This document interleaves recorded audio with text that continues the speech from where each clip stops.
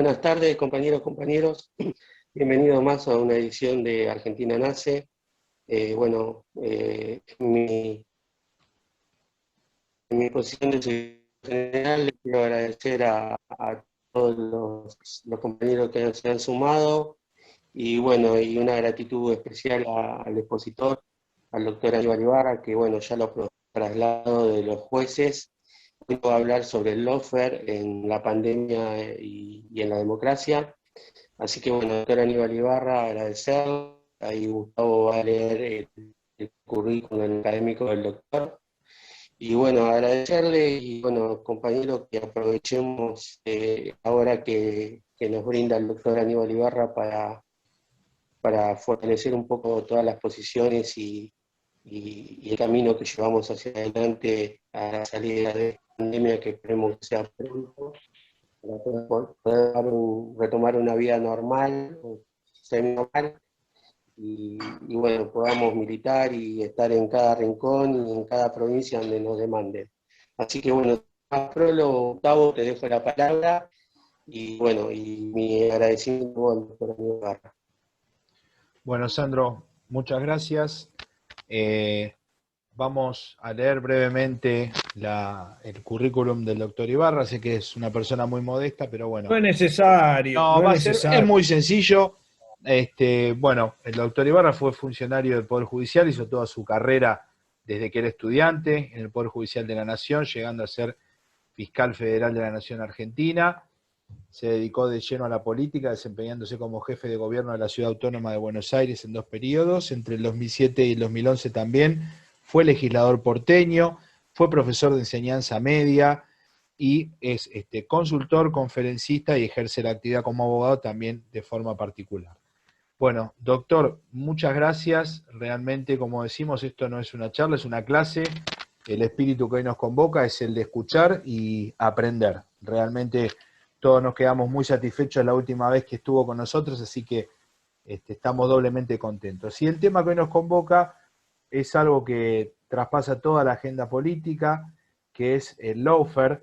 Y antes de empezar a escucharlo, a mí me gustaría hacer una breve introducción. Me puse a bucear un poquito, a ver cuándo es que se empezó a hablar de lawfare. Y bueno, el término se empezó a acuñar allá por el año 2001 en Estados Unidos, un militar, Charles Dunlap, y empezó a hablar de lawfare en referencia a la manipulación del derecho internacional en el contexto de conflictos bélicos, ¿no? Y bueno, después eso bajó a Latinoamérica y ya todos hoy conocemos lo que se denominó la judicialización de la política o la politización de la justicia, como le quieran llamar, el partido judicial, bueno, con los grandes casos de Lavallato, que ya seguramente nos va a hablar el doctor Ibarra, y de la ruta del dinero K aquí en Argentina. Bueno, doctor, sin más preámbulos, escuchamos. Bueno, muchas gracias. Si en la otra charla quedaron satisfechos, bueno, vamos a ver si compensamos con esta y quedan insatisfechos y entonces hacemos una tercera para definir. Pero efectivamente, porque el lawfare o el concepto surgió incluso como diciendo Estados Unidos que era víctima del lawfare internacionalmente, es decir, que se manipulaba el derecho internacional en contra de los intereses de Estados Unidos. Esto vinculado por ahí con reclamos de Palestina, con avasallamiento de Israel, y entonces, bueno, se está utilizando el derecho internacional para perjudicar los intereses de Estados Unidos. O sea, ese fue el origen y hoy es una situación totalmente distinta. Es como si después de eso dijeron, a alguien se le ocurrió, pero pará, que si lo usamos de otra manera nos puede servir a nosotros. Ya no era alegar el lawfare para defenderse o defenderse desde Estados Unidos de planteos internacionales ante organismos internacionales, sino que podía servir para imponer los intereses de Estados Unidos en determinadas regiones. Y una de esas regiones fue América Latina. Así fue como una transformación de ese concepto de lawfare y pasó de ser un alegato a ser una estrategia y una utilización en la región, con fines totalmente distintos. cuando se lo usaba Estados Unidos era, no, nos están atacando con el derecho internacional, como diciendo nosotros tenemos derecho a hacer lo que querramos, como siempre pensó Estados Unidos, internacionalmente, invadir cuando queremos invadir, imponer sanciones cuando queremos imponer sanciones, no nos vengan ahora con el derecho internacional a frenarnos. Esto era. Y ahora se transformó, era la imposición de los intereses de Estados Unidos en la región. Es decir, cuando había gobiernos que afectaban sus intereses, ahí empezó a estar presente el lawfare, ya en esa transformación, o en esa manipulación, o en esa Bueno, ¿pero qué es lo que hago? utilización. Ahora, cuando uno habla del lawfare, y ya a partir de esa transformación que sufrió, tiene distintos conceptos, distintas formas de analizarlo o verlo, o dimensiones si uno quiere. No es lo mismo. A veces uno tiende a definirlo como una persecución política a través de la justicia. Y no está mal, es así. Pero también es mucho más el lawfare que eso. Es decir, el lawfare no puede analizarse en forma aislada y en forma casi diría como interés político de un sector o de un gobierno. No, es mucho más allá.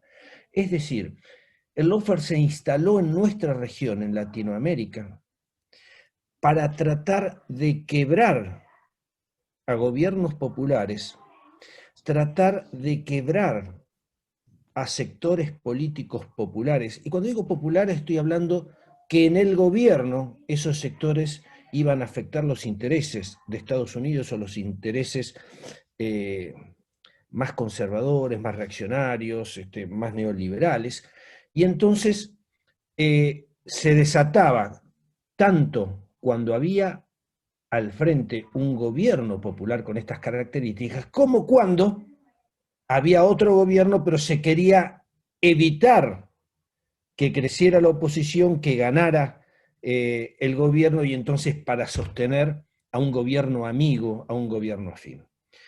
Esto fue lo que se desplegó en la región de Latinoamérica, también con un proceso de evolución desde los Estados Unidos, porque se advirtió que el Poder Judicial podía jugar un rol central en esto. Esto diría que, no sé si es la novedad, porque tenemos en la historia también muchos casos de persecución política judicial.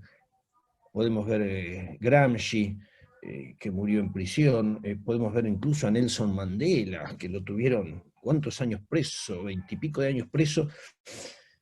O sea, esto no es novedad, pero sí se toma esto como la importancia de un poder judicial para desplegar la acción política. ¿Por qué? Porque se entiende que ¿para qué vamos a decretar el estado de sitio y la detención a disposición del Poder Ejecutivo si estas detenciones las puede hacer un juez?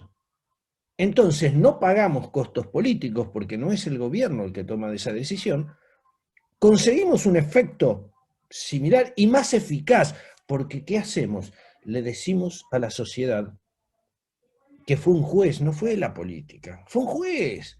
Y acá están los delitos de corrupción, etc. Bien, pero para esto también era necesaria una pata que es central en todos estos casos, que es la pata mediática.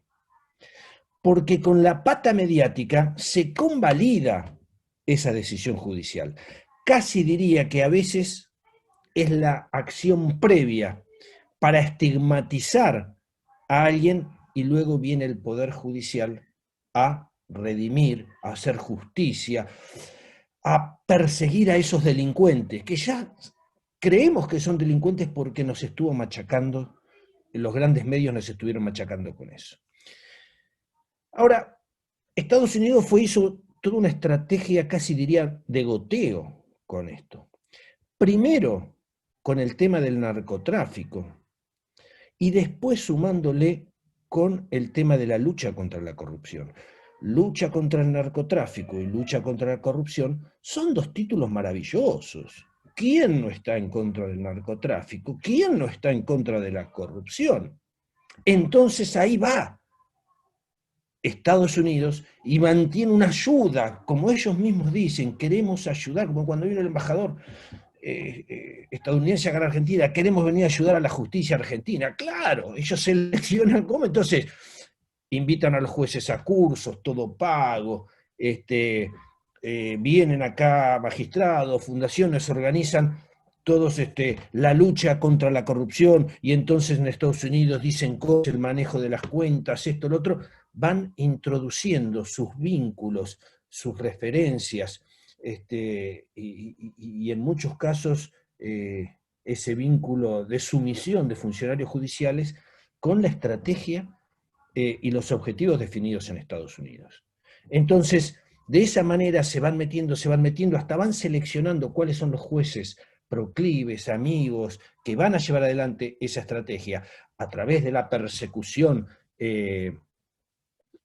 contra el narcotráfico, y entonces se mete la DEA, etcétera, o a través de la corrupción. Y ahí está la política, ahí perseguimos a los dirigentes políticos que a nosotros nos interesan, y entonces el Departamento de Estado brinda información, brinda criterios, los medios en cada país hacen lo suyo, y después viene la justicia a redimir, a poner las cosas en su lugar y a pelear contra la corrupción. Un caso, y lo mencionaban recién, el caso en Brasil. El caso en Brasil es un caso, pero diría, modelo de lo que fue el lawfare. No le podían ganar al PT. Era muy difícil. Entonces machacaron con la corrupción, y decidieron, que es otra de las... Porque acá estamos hablando de una lucha política por el poder, esto es en definitiva, y una parte de esa lucha política por el poder está o la ocupa de alguna manera el lawfare. Pero no es la única. A ver, no está mal luchar por el poder, pero uno lucha con determinadas reglas. Uno lucha y trata de discutir, convencer, militar, publicidad, medios, todo eso para ganar una elección. Ahora, después hay otras herramientas, que como decía, entre ellas está el lawfare. Pero Evo Morales lo sacaron con un golpe donde participó la misma OEA. Y después vino la persecución para reafirmar el poder de la dictadora que había quedado en reemplazo de Evo Morales. O sea, a ver, lo que quiero es englobar que el lawfare no es lo único. Acá hay una decisión estratégica en la región de frenar los movimientos populares, frenar los procesos populares, y entonces tienen un abanico de opciones que van desde golpes institucionales hasta la detención de opositores o candidatos presidenciales o lo que fuera. Entonces, en Brasil utilizaron una combinación de esas herramientas que tenían. ¿Qué hicieron en Brasil? La vamos a sacar a Dilma Rousseff. Y ustedes me dicen, bueno, pero Dilma Rousseff tenía una causa penal por lavado de dinero donde un juez pedía su... No. ¿No? No. Y bueno, le descubrieron 50 cuentas en el exterior con millones de dólares. No, ni una. ¿Y qué era? Nada, no era nada. Era una cuestión numérica en un balance y en un presupuesto. Nada. Pero sin embargo estuvo la decisión de darle el golpe institucional. Se juntaron, que esa es la herramienta, el juicio político, que incluso hoy la Corte Interamericana de Derechos Humanos está analizando la utilización del juicio político como herramienta para disputar el gobierno. Es decir, con el argumento del juicio político, que además, como todos sabemos, son criterios tan vagos, el incumplimiento, el mal desempeño. ¿Y qué es el mal desempeño? Mire, a mí me hicieron un juicio político en la legislatura y me destituyeron, que fue una experiencia también de este tipo. Y yo me acuerdo que un día pregunté, ahí a la legislatura, pero ustedes me están diciendo que es un mal desempeño. ¿Me pueden decir qué es el mal desempeño? Así me defiendo. Y entonces uno levantó la mano. el mal desempeño es lo contrario al buen desempeño. Ah, bueno. Entonces, claro, de esa manera podía hacer todo.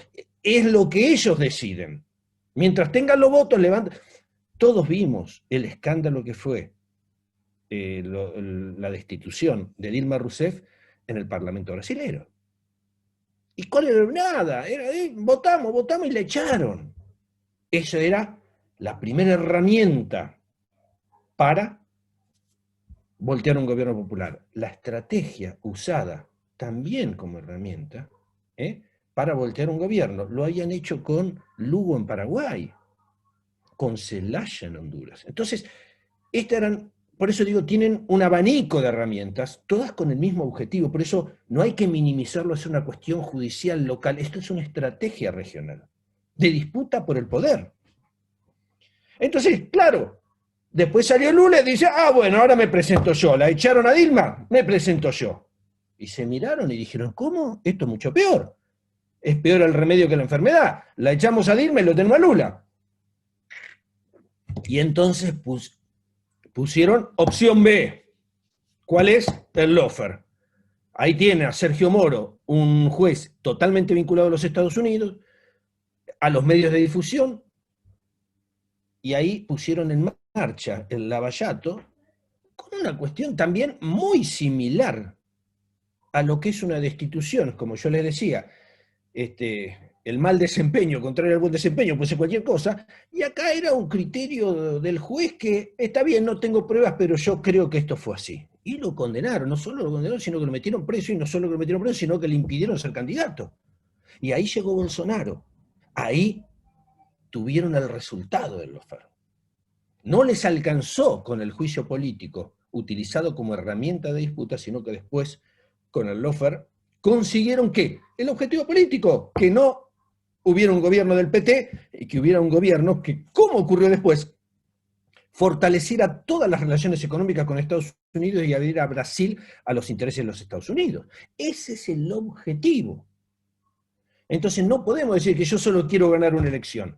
No es eso. Estamos reduciendo el concepto del lawfare, si lo reducimos a una cuestión judicial, política y de persecución a algunos dirigentes. Esto es una estrategia regional de disputa por el poder, y donde no es la única herramienta, o no es el único elemento a tener en cuenta cuando disputa el poder Estados Unidos para frenar procesos populares. Y entonces se da el golpe que tuvo Evo Morales, se puede dar lo de Lugo, se dio lo de Zelaya, se dio lo de Dilma y le invocaron después el Lavallato, y que ahora lo limpiaron a Lula, pero el daño ya está hecho. Ahí está Bolsonaro. Y ahora está saliendo a la luz la relación del Departamento de Estado con Moro y con los fiscales que llevaron adelante el Lavallato. O sea, hoy está puesto sobre la mesa la manipulación que hubo para frenar al candidato más popular que tenía Brasil. Esto es el lawfare. Con este objetivo, y se introduce o se engancha con otras herramientas que tiene Estados Unidos y tienen los grandes poderes transnacionales para frenar los procesos populares o que pueden afectar sus intereses económicos. Entonces el objetivo es que en Brasil no haya un gobierno popular. Bueno, ¿qué hacemos? Juicio político, tenemos los votos. Y que en general ocurre esto cuando hay un acuerdo con el vice también. Esto es otra cosa, que uno lo puede pispear enseguida. Porque el cargo de vice es un cargo muy difícil a veces. ¿Por qué? Porque el vice quiere ser titular y no es. Es como quiero ser titular en el partido y soy suplente siempre. Entonces, yo puedo entrenarme para ser titular, pero si no soy, voy a quedar siempre como suplente. Entonces, ¿qué hago? Arreglo para que lo saquen al titular y entro yo de suplente. Y esto pasó con Lugo en Paraguay. Yo estuve el día que ganó Lugo. Fui allí como observador, y a la noche tuvimos una cena. ¿Quién se sentó enfrente mío en la cena? Pero enfrente lo tenía ahí, el vicepresidente electo. que no me acuerdo ahora el nombre, el vicepresidente electo, que era la fórmula Lugo, y este que era del Partido Liberal, que era el que tenía la estructura partidaria, no tenía los votos porque no tenía ningún dinero, pero tenía la estructura. Lo pusieron a Lugo y este vino. ¿Qué dijo el primer día? Lugo no está en condiciones de gobernar. O sea, ya estaba anunciando que iban por su destitución para asumir él. Y es lo que hicieron después. Por eso obedece a una estrategia política de disputa por el poder. Le hicieron un juicio político y lo sacaron. Y también esto fue con lo de Evo. La OEA diciendo, los votos son poquito la diferencia, ¡bum! Afuera Evo. Y después viene la persecución. Cuando vino la traición de Lenín Moreno en Ecuador, había que desterrar al correísmo. ¿Qué hicieron? Lo metieron preso y lo condenaron al vicepresidente, que era de Correa, era leal a Correa. Lenín Moreno traicionó y era leal a Correa. Lo persiguieron con asociación ilícita, corrupción, las cosas que se ponen en el lawfare, así, delitos. ¿Qué es la asociación ilícita? Y se juntan para cometer delitos. Cuando no tienen otro delito, meten asociación ilícita. Pasa lo mismo acá. Y entonces con eso, con los medios, la corrupción de Correa, bueno, lograron consolidar a Lenín Moreno y se perdió por muy poco en esta elección. Por eso también ese es el impacto que tiene. Y de esto se trata, lo podríamos haber dicho como título, en la región, pero también es en la Argentina y en la región. El daño se produce. Lula quedó afuera de la carrera electoral. Vamos a ver ahora qué pasa. Correa quedó afuera, tuvo que poner otra persona y perdió. Entonces ellos hacen su negocio, aunque después vean cómo... Porque el daño, Lugo quedó afuera, después fue senador, pero quedó afuera de la presidencia. Podemos tomar en la ciudad de Buenos Aires, se instaló Macri y no lo sacan más. Entonces, lo que yo quiero con esto es no minimizar o no reducir a una cuestión judicial de persecución solamente. Acá hay una estrategia de poder, y en la estrategia de poder tienen un sinnúmero de opciones, y entre ellas está el lawfare. Entre ellas está intentar desacreditar con los grandes medios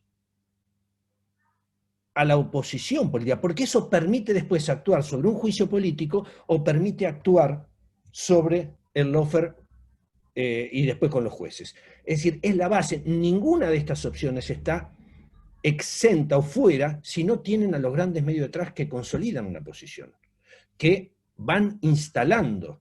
Y entonces ya en el 2015, cuando ocurre la cuestión, y ya pasamos también a la Argentina, ocurre lo de Nisman, y ya era Cristina la que lo había mandado a matar, y tapa de los diarios con las cuentas de Máximo Kirchner, y así era todos los medios para debilitar una propuesta política que, si bien no iba a Cristina, pero era un representante, y perdió.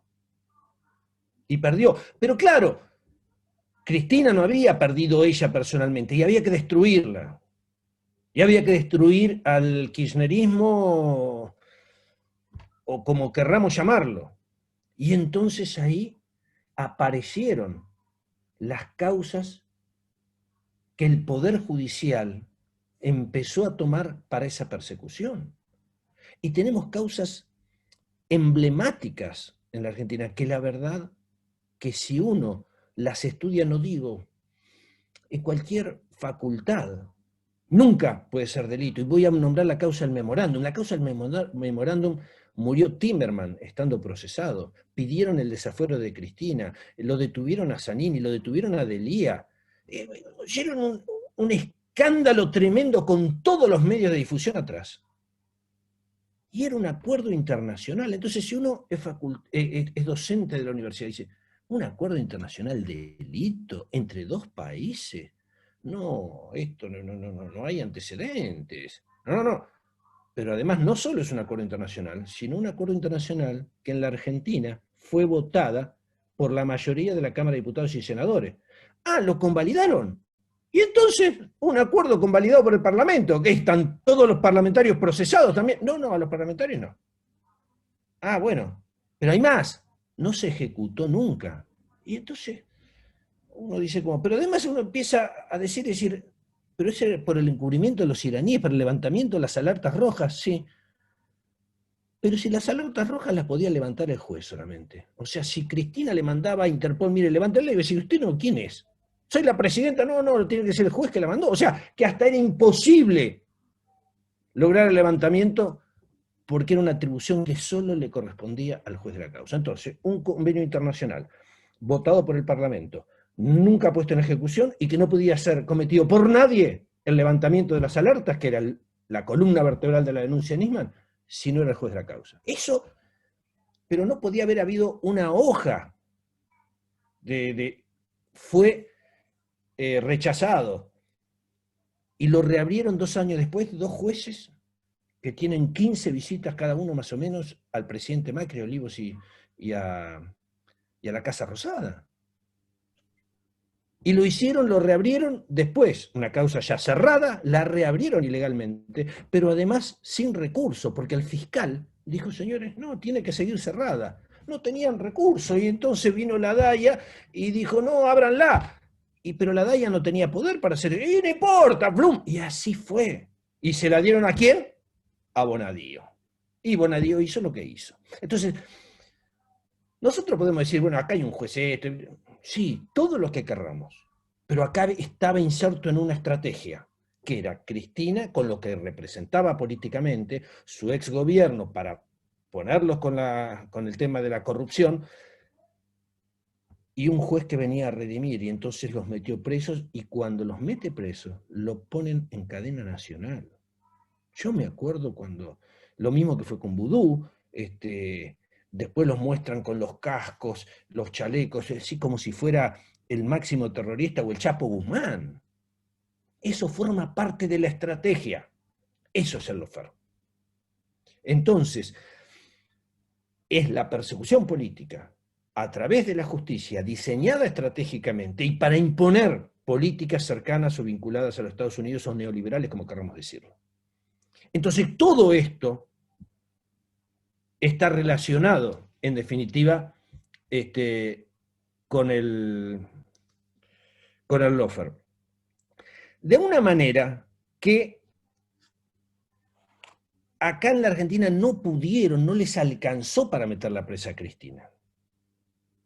Y entonces, después de 4 años de gobierno con políticas neoliberales, y en una política de unidad que implicaba juntarse con distintas maneras y bueno, y con un candidato que no era ella, se les ganó la elección.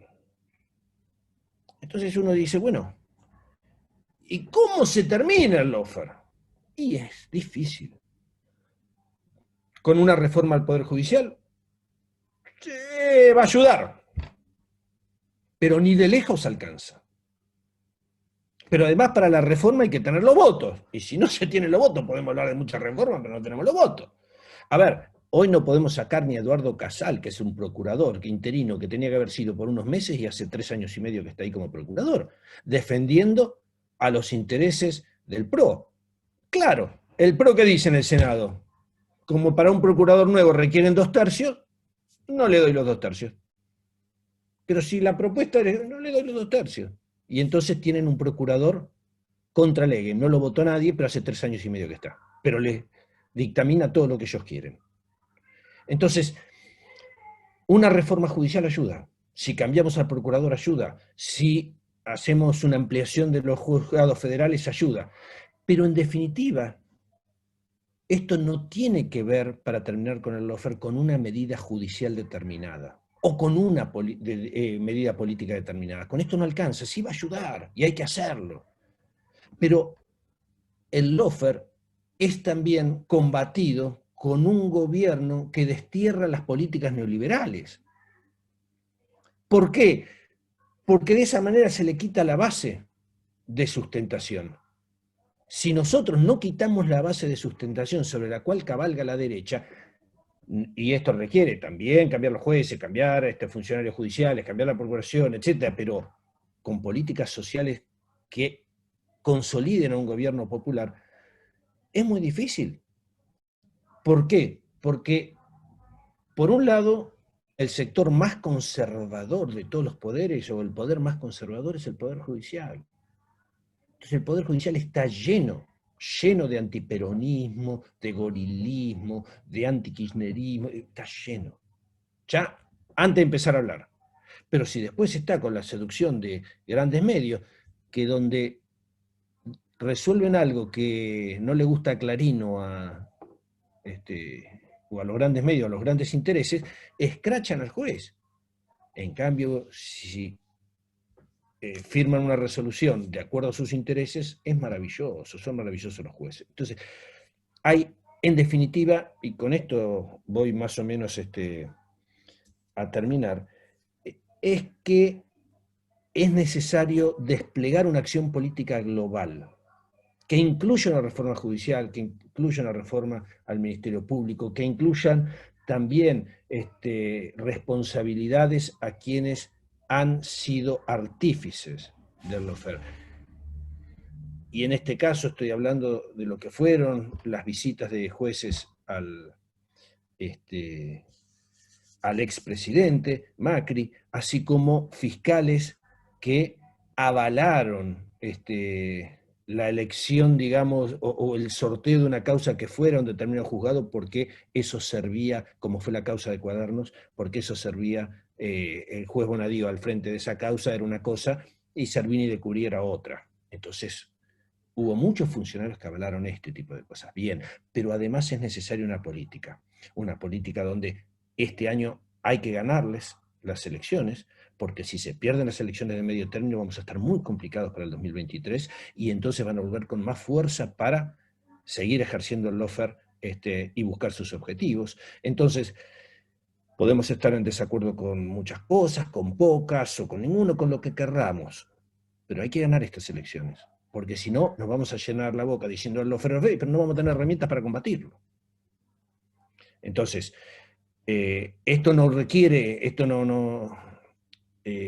digamos, no alcanza con la pasividad. Por eso con decir, y bueno, que los jueces resuelvan solo, hay que desarmar la estructura que se armó alrededor del Poder Judicial, pero hay que tener mucha política.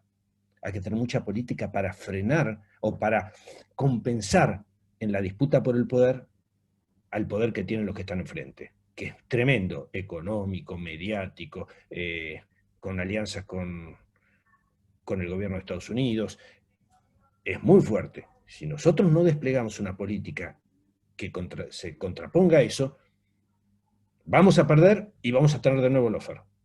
Entonces esto no lo podemos permitir porque, a ver, yo quiero terminar con esto. Ha habido casos, y siempre en general desde los gobiernos se busca ver a los jueces, y hasta acá había a veces, o muchas veces o siempre, como quieran, protección a los funcionarios que eran denunciados. Y eso está mal, está mal. Digamos, no tiene que haber una protección a ningún funcionario. Bien, pero con el lawfare no solo hubo protección a los funcionarios denunciados, como en el caso de Arribas, del macrismo, sino que, y lo peor, hubo persecución de inocentes y encarcelamiento de inocentes en pos de la lucha política. Entonces, si está mal proteger a uno que es denunciado, mucho peor es proteger a uno que es denunciado, pero además perseguir inocentes y meterlos presos y escracharlos en todos lados y arruinarles, y no lo digo desde lo personal, una carrera política, pero sí a un espacio político, a un sector político, a un partido político. Entonces esto es lo que han hecho y esto es lo que hacen con el lawfare. Y lo han hecho en Brasil, lo han hecho en Paraguay, lo han hecho en Honduras, lo han hecho en Ecuador, lo han hecho en Argentina. Entonces, no hay una resolución mágica que con esto se termina. Se termina con muchas medidas políticas vinculadas al Poder Judicial, vinculadas a los medios, etcétera, pero también y sobre todo con mucha política, porque es la forma que tenemos para contraponer a ese poder que ellos no quieren quitar o a esa disputa por el poder que ellos quieren ganar. Así que bueno, yo con esto, y siendo ya las 7:10, comprometimos media hora más o menos de charla para después verlo con algunas preguntas o reflexiones de ustedes, y con esto yo termino los conceptos de la charla y espero, bueno, no sé si habré compensado la satisfacción de la anterior y esta insatisfacción, pero bueno, veremos. Aquí estamos. No, excelente. Muchísimas gracias. Tenemos algunas preguntas. A mí me gustaría empezar por una que es personal. Usted decía que con la reforma... Podés Bueno, tutearme, bueno, ¿cómo usted? Si no, yo trato de usted bueno, a todo el mundo. bueno, te quería empezar preguntando algo mío, que vos decías que con la reforma política ayuda pero no alcanza, con La reforma judicial la reforma ayuda, pero judicial, perdón, sí, ayuda pero no alcanza. Se me estaba ocurriendo en este entramado que es el lawfare, el tema del registro de lobistas, como existe en Estados Unidos, ¿ayudaría a que fuera público un registro de lobistas como para saber un poco quién es quién está operando a favor de los intereses? Es absolutamente legítimo, ¿no? Creo defender los intereses de alguien, pero también es mucho más ético jugar y poner las cartas sobre la mesa.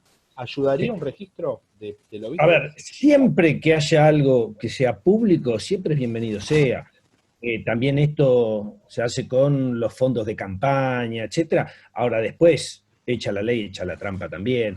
Y esto tiene que ver más que con el lawfare, tiene que ver con defensa de intereses de algún sector empresario en algún negocio particular, sea de la energía, sea de las telecomunicaciones, sea de los medios, lo que fuere. Y está bien transparentar, está bien transparentar. Ahora, estamos hablando de una herramienta que está siendo utilizada no para defender a un sector determinado, sino que estamos hablando de una herramienta, así como es el juicio político, para defender en general los intereses de un país, Estados Unidos, o de las grandes corporaciones internacionales. No es lo mismo un gobierno que promueve un Estado que intervenga en la economía, que regule, que controle, que se plante, que un Estado que diga, muchachos, vale todo y llévense toda la plata afuera y si no alcanza los dólares que tenemos acá, nos endeudamos, total pagan los otros. No es lo mismo. Y entonces, eso no lo vamos a evitar con un registro determinado. Sí, va a servir como es el registro de los proveedores del Estado. Ahora, vos ponés los registros de proveedores del Estado y sabés los arreglos que hay a veces en las licitaciones. O sea, está bien, pero si nosotros creemos que con esos registros vamos a solucionar el tema, no. Ayudan, pero requiere mucha política para frenar lo que va a haber hecha la ley, hecha la trampa. Pero el lawfare, insisto, y esto es lo central, tiende a golpear a gobiernos populares o evitar que lleguen gobiernos populares para defender intereses generales del neoliberalismo. Y en eso estoy diciendo, que era lo que decía, que haya grandes ganancias para los que vengan a hacer no inversiones, sino movimientos financieros coyunturales, que las ganancias puedan llevarse al exterior, que no deban liquidar exportaciones y que no van a alcanzar los dólares. ¿Qué importa? Miren, ¿saben una cosa que decía Macri, él personalmente, cuando ganó las elecciones en el 2015? Él decía, él criticaba a todo el gobierno, pero le reconocía una cosa. Decía, si algo le tengo que reconocer, es que me dejaron capacidad de endeudamiento. Es decir, era lo que él buscaba, endeudarse. ¿Qué es lo que había hecho en la ciudad? A ver, nada más que chiquitito así. Nada más que chiquitito así. Cuando él habla contra el déficit, nadie le pregunta, pero usted gobernó 8 años la ciudad de Buenos Aires, 8 años. ¿Gobernó con superávit o con déficit? De esos 8, solo uno gobernó con superávit. Y recibió una ciudad brillante en términos económicos, ¿eh? No tenía prácticamente deuda, y la poca deuda que tenía, había un fondo anticíclico. Bien. Gobernó con déficit, ¿por qué? Porque se endeudaba, gastaba, se endeudaba, y después cuando le vencía la deuda, se endeudaba lo mismo que hizo a nivel nacional en una dimensión tremendamente mayor. Pero fue lo mismo, gobernar con deuda que después le dejaba a todos. Y esto es lo que hizo a nivel nacional. Y entonces eso es lo que quieren las grandes corporaciones, las ganancias, los negocios. Y eso no lo van a frenar con ni un registro ni nada. Sirve para una cuestión puntual, pero el lawfare viene a voltear un gobierno o a impedir que llegue para posibilitar todos esos negocios que ellos hicieron en los 4 años de macrismo. Clarísimo. Le damos la palabra a Rodrigo Velar, compañero nuestro, que tenía una pregunta. Rodri. ¿Qué tal, Aníbal? Muchas gracias por la charla. Bueno, en virtud de todo lo que dijiste, me parece que por ahí cabe la pregunta de si esa reforma judicial que planteás, que hay proyectos en marcha y demás, tiene que necesariamente abarcar la elección de los miembros del Poder Judicial, la elección popular. Yo tengo mis dudas en eso. ¿Y por qué tengo mis dudas? Porque también tenemos una sociedad donde los medios nos han vendido el castigo, el punitivismo, la mayor cantidad de policías, de más cárceles, la prisión, etcétera, es la solución a muchas cosas. Y la verdad es que se necesita prevenir, reprimir, etcétera, pero la regla debiera ser que la persona esté en libertad hasta que es condenada. Pero esto es, salvo situaciones muy determinadas, y hoy en muchos casos es la regla estar preso en prisión preventiva. Entonces, ¿quién ganaría? Estoy hablando de cuestiones penales, pero ¿quién ganaría? El que se pone más duro, el que se pone más, a mí no me importa, yo lo voy a meter preso a todos. Entonces, porque juegan los medios, y juegan con una cuestión muy sensible por parte de la gente, y con razón, que es el tema de la seguridad, de esto, y muchas veces tenemos la fantasía que vamos a obtener seguridad, y por eso a veces hay esas reacciones donde agarran a uno que roba un celular a un chico y lo linchan, y lo defienden después los que linchan, ¿y para qué fue a robar el celular? Y entonces... yo con el tema de la elección de jueces en estos contextos, la verdad, que digo, a ver si no es peor el remedio que la enfermedad. Remedio. Muchas gracias, Aníbal. Y entonces, como mencionaste la ley de medios, justo un compañero, perdón, Gustavo, voy a saltear por ahí a la compañera, pero ahí el compañero y amigo mío del colegio secundario, Eduardo Cota, habló de la ley de medios. Adelante, Adelantándose un poco a tu respuesta. Sí, Eduardo, tenías una pregunta. La importancia de la ley de medios. Entre Aníbal. ¿Yo? ¿Qué tal? ¿Quién habló? No, me pasó la palabra Rodrigo. Eduardo Cota, sí, dale. ¿Cómo te va? Bueno, yo soy judicial justamente de la ciudad, de la primera, y estoy como delegado de un edificio judiciales de la ciudad. Y sí, efectivamente, está todo muy entremezclado. Y yo pensaba, mientras vos hablabas, digamos, de la justicia interviniendo en la política y en los medios, ¿no? Entonces yo pensaba, digo, ¿cómo desarticular? Porque los medios inevitablemente encima funcionan en el extranjero también, juegan políticamente, porque alguna opinión de algún medio que tenga capacidad de poder opinar desde afuera afecta a la Argentina también y a los políticos argentinos, y eso condiciona algunas decisiones, tal vez la mirada de afuera y demás. Entonces yo digo, y construyen también ideas. Los medios tienen esa capacidad, desgraciadamente hay un porcentaje de la población que está cooptada por una ideología que básicamente está conducida por los medios. Yo digo, ¿no habría que tal vez reforzar también a su vez el hecho de la reforma judicial es necesaria, pero en la ley, en el tema de los medios, ¿no? Organizarlo, ordenarlo, regularlo de alguna manera Sí. para que no tenga tanta capacidad, ¿no? Mira, yo lo digo y de una profunda convicción del respeto de la libertad de expresión, digamos, todo lo que eso significa.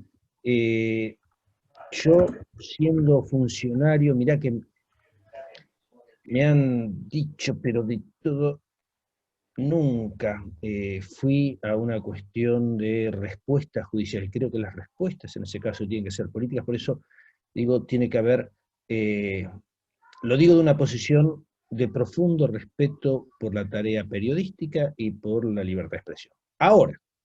Ahora, tampoco vamos a quedarnos en que con eso no vemos cómo son las cosas. Hoy, Los grandes medios son grandes empresas periodísticas. Entonces, en ninguna parte del mundo los medios pueden, o un solo medio, concentrar el 70% de los medios de un país, porque eso es tener más poder que el propio presidente. Entonces, yo diría que tiene que haber una política con los medios en donde, si pongo un título, es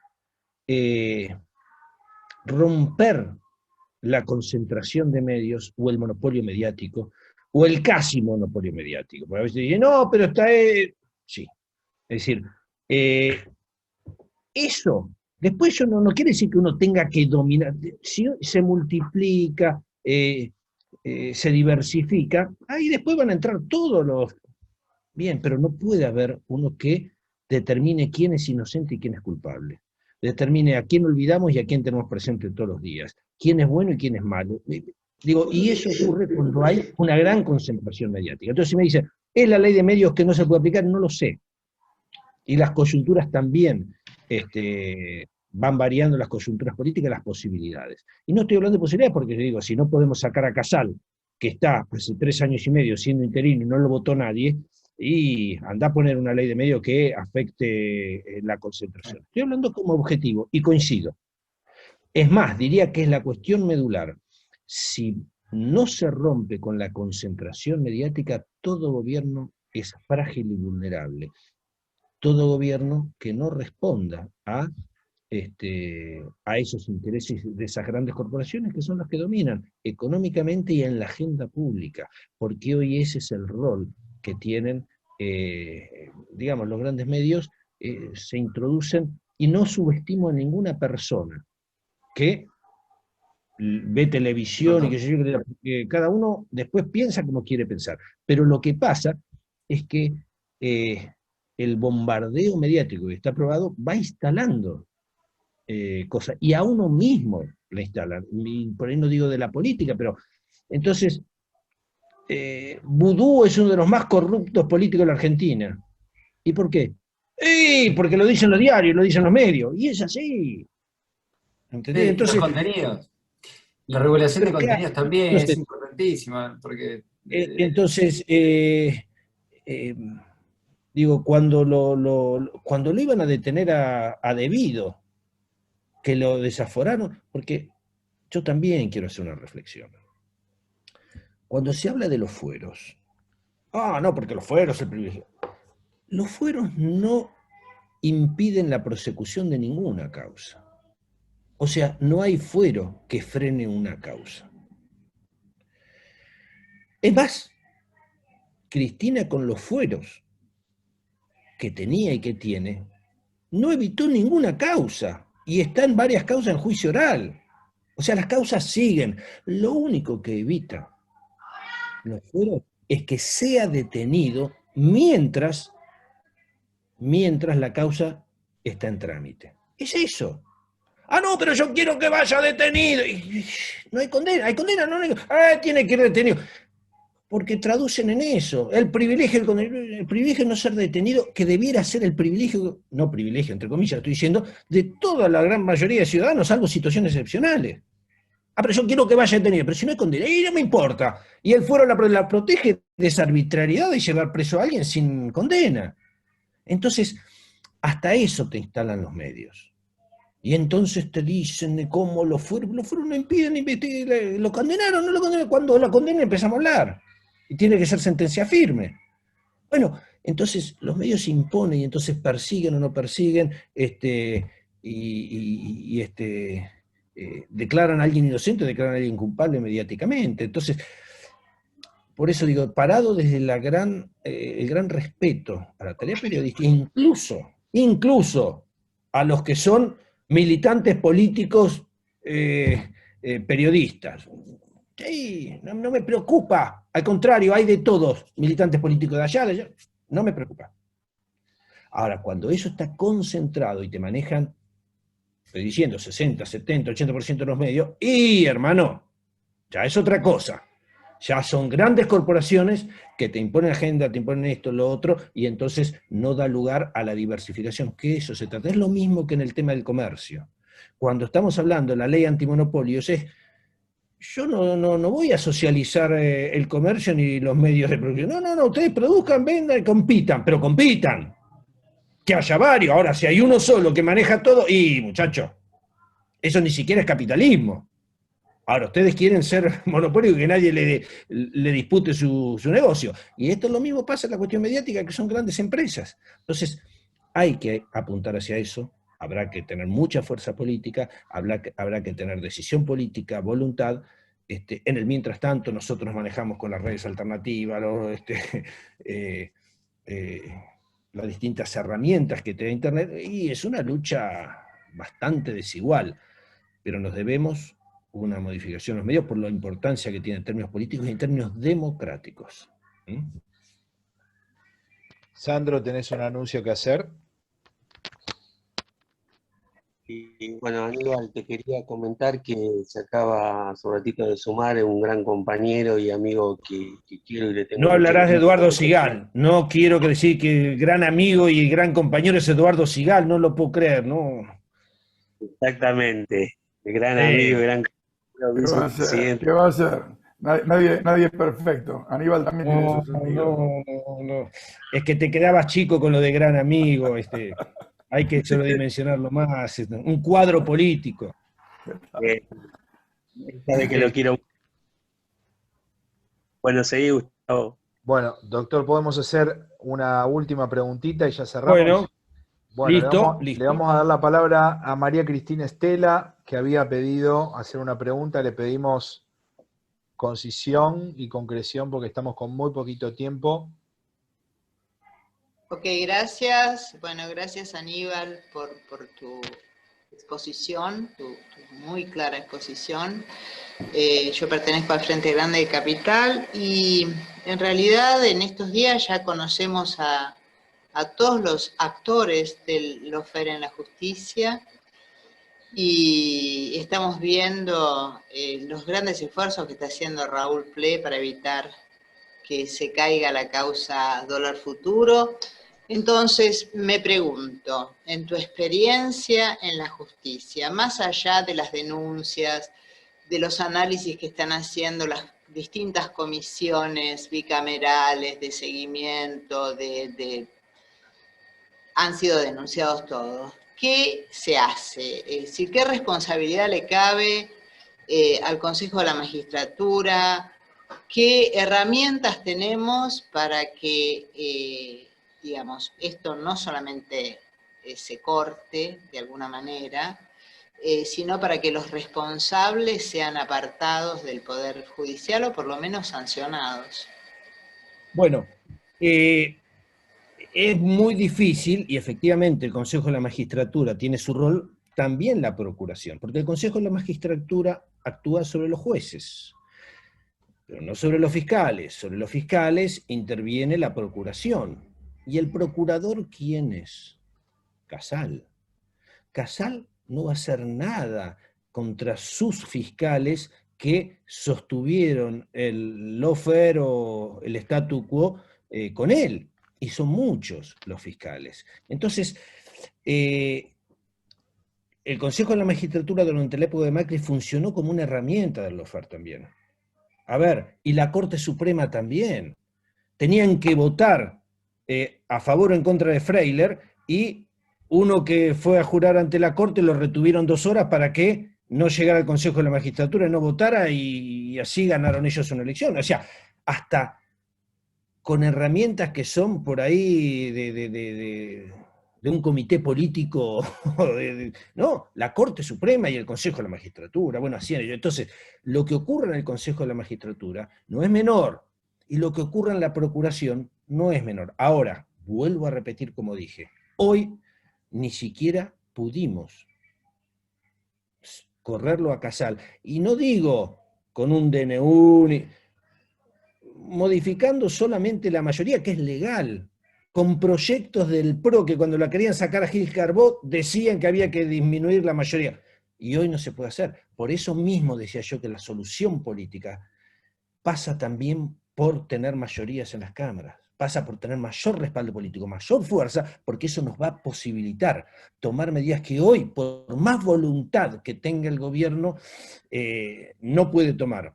Y se está viendo con la ley COVID, con la procuración y todo un montón de cosas, leyes que no pueden salir, porque estamos en la disputa política. Entonces, en el tema de pandemia, la reta el año pasado acompañaba y este año no acompaña y hace la suya. ¿Qué pasó en el medio? Ah, estamos mejor de la pandemia, los números. No, estamos mucho peor. ¿Y por qué no acompaña? Porque este año hay elecciones. Entonces todo pasa por ahí. Entonces, sí, es central lo del Consejo de la Magistratura, es central lo de la Procuración, es central ganar la elección para poder tener fuerza en esos instrumentos y en otros para poder corregir muchas de las cosas que hicieron, porque hoy el sistema de Comodoro Pi del lawfare está intacto. Está intacto. Entonces, y se sabe y se conoce. Pero hay reacciones, ¿eh? Hay gente de casación que ha cuestionado a los que visitaron al expresidente. Digamos, hoy diría que hay una disputa durante los años de Macri se llevaban todo puesto. Hoy hay otro escenario. Ahora, con esto no alcanza. Están intactos. Con un mayor poder político. A ver, cuando Kirchner llega, reconstruye un poder político en Cámara de Diputados y Senadores y logra arrebatar la mayoría automática de la Corte.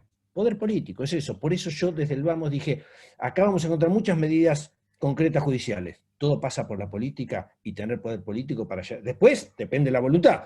Si con poder político va para atrás, bueno, tiene su costo. Pero por más voluntad que tengas, si no tenés poder político, estás en problemas. Bueno, muchísimas gracias. Esta ha sido la última pregunta de la charla. Muchas gracias, Aníbal. Bueno, lo has dicho tú, no hay 2 sin 3, así que seguramente en el transcurso de... No, pero esto era... no hay 2 sin 3, si había satisfacción en la primera, insatisfacción en esta, entonces desempatábamos. Bueno, Ahora, vamos por el desempate seguramente en breve, como decimos siempre, cuando querramos entender un poquito más en profundidad esta realidad tan intrincada, tan complicada. Bueno, necesitamos que nos bajes los conceptos al llano y bueno, te lo agradecemos mucho, ha sido muy fructífera la charla. Ahora le voy a pasar la palabra a Sandro. Bueno, Aníbal, gracias por tus minutos. La verdad que siempre es un lujo y un placer tenerte explicando los conceptos de lo mucho que sabes, ¿no? Así que bueno, gracias, seguramente va a pasar de lo que te dijo Gustavo, estamos insatisfechos, así que vamos por el desempate. Y ahora le quiero pasar, como somos una agrupación federal, le quiero pasar la palabra al intendente Nico Requena de Hermoso Campo Chaco, que te va a despedir. Nico.